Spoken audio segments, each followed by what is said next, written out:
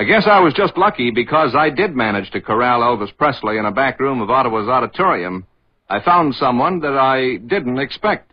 I found a 22-year-old boy who doesn't drink, doesn't smoke, who was better looking than most of his pictures, and who handled himself in front of a battery of reporters without show, without ostentation, and with no attempt at being smart.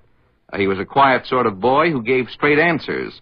He just finished an interview with the newspaper boys when I moved in and asked him if big money in such a short space of time had changed him in any way. No, it hasn't changed me. It's, like I said earlier, it's just that, you know, I can afford things that I never would have gotten otherwise if I hadn't gotten lucky in life, you know. And what are some of the big things you've done with your money? Some of the things you've always wanted to do and suddenly you've got the money to do them with? Well, I've got a nice home, which is, I guess it's a desire of everybody to have a nice home. And, I got cars and everything I've always wanted. When I was small, I used to see cars, real shiny cars and everything, and I said if I ever had any money, I was going to get my fill of cars. How many cars have you got now, Elvis? 8. Are they all Cadillacs? No, so there's 4 of them's Cadillacs. One of them is a Lincoln Continental, and I got 3 little sports cars. Now, do you mind my asking how much money you grossed last year? About $1,200,000. Have you any plans for getting married with all that sort of money? I imagine a lot of girls would be out on the chase. Well, I have no plans for getting married, and besides, if the girl is on the chase for that, well, she's on a wild goose chase because, I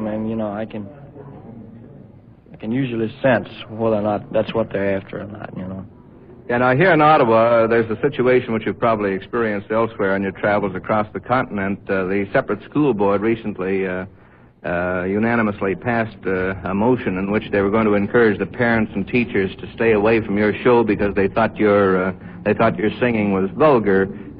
No doubt you've run across these situations before, and what is your answer?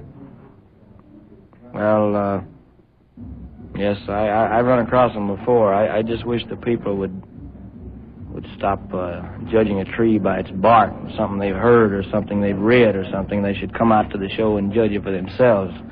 And then if they still think it, well, just let them think it because that's all I can do, I certainly don't mean to be vulgar or suggestive, and I don't think I am. That's all part of your performance, your technique. That's just my way of expressing songs. You have to put on a show for people. You can't stand there like a statue. Now, Elvis, you've watched you've watched teenagers when they've been pretty excited. You've seen a lot of them when they've been very excited. What's your opinion of teenagers in North America? Have they lost a lot of their morals, or are they just the same as they've been lots of other times? No, they haven't. They're growing up, and they're having a nice time, and nobody's going to stop that. The only way they're going to stop that is for the United States to turn communist, and I don't think that'll ever happen. But you're not going to stop a group of kids and young people and everything from having a nice time because they only grow up once, and they're going to have a ball while they're growing up. I know I don't blame them, and I don't see why anybody else should.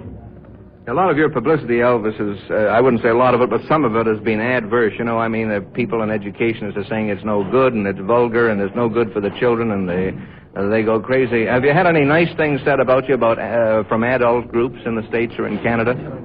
Yes, sir, I've had quite a bit, but not as much as I have the bad stuff, though, I gotta admit.